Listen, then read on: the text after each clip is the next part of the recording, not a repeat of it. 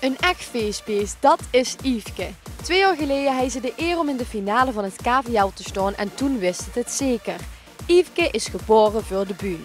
Dit jaar debuteert het bij het TVK samen met haar 4 danseressen Meike, Senna, Dionne en Pleun.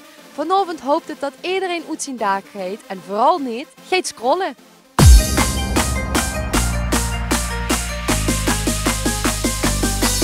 Hey Siri.